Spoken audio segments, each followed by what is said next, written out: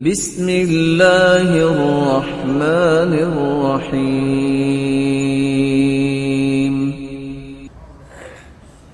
آپ صلی اللہ علیہ وسلم نے اس لیے فرمایا انصر اخاک ظالما او مظلوما، اپنے بھائی کی مدد کرو خواہ وہ ظالم ہو خواہ وہ مظلوم۔ اللہ کی پیارے پیغمبر مظلوم کی مدد تو سمجھ میں آئی، ظالم کی مدد کیسے کرے؟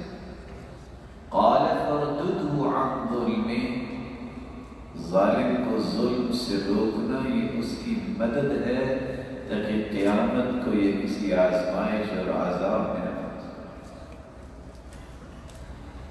غلط آدمی کا ہاتھ پکڑنا اخلاق کے ساتھ، ضابطے کے ساتھ، اس کی مدد ہے۔ مت سوچئے کہ جاتا ہے جہاں چلا جائے، کیوں چلا جائے؟ اللہ کے رسول صلی اللہ علیہ وسلم نے تو یہ بھی نہیں چاہا یہودی بچہ ہے کہ یہ جہنم میں چلا جائے، اس کو اسلام کی دعوت دی ہے، یہ خیر بات ہے۔ آپ کا من یہ کیوں چاہتا ہے کہ لوگ جہنم میں چلے جائیں؟ انبیاء کے یہ مشن تو نہیں، انبیاء کا مشن تھا کہ جہنم سے لوگ آزاد ہو جائیں۔ اسی لیے تو امام غزالی کہا کرتے تھے کہ جس بندے کا یہ شوق بن جائے کہ میں نے لوگوں کو کافر ہی بنانا ہے، اس کے شوق اور ابلیس کے شوق میں تو کوئی فرق نہیں ہے۔ قرآن مجید کی پھر وہ آیت پڑھا کرتے اِذْ قَالَ لِلْإِنسَانِ اكْفُرْ فَلَمَّا كَفَرَ قَالَ إِنِّي بَرِيءٌ مِّنكَ إِنِّي أَخَافُ اللَّهَ رَبَّ الْعَالَمِينَ۔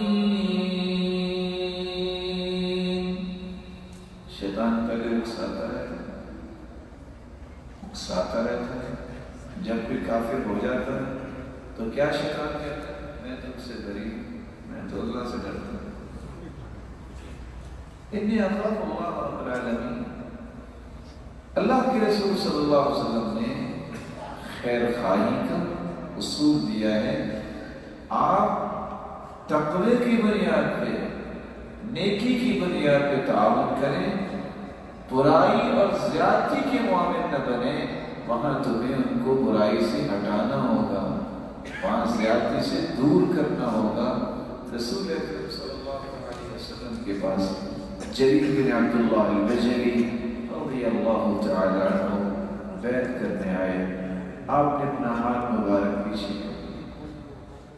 صحابی پوچھتے ہیں اللہ کے رسول کے، فرمایا میں ایک شرط لگاؤں گا، وعدہ کرتے ہو میرے ساتھ کہ جب تک زندہ رہو گے ہر مسلمان کے ساتھ خیر خواہی کرو؟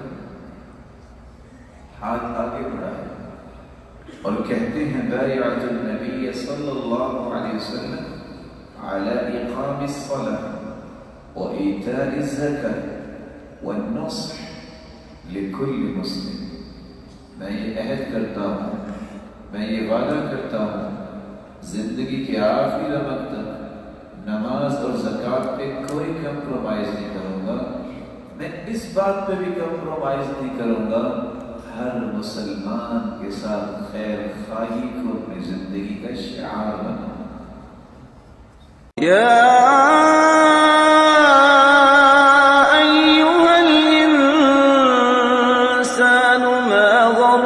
بربك الكريم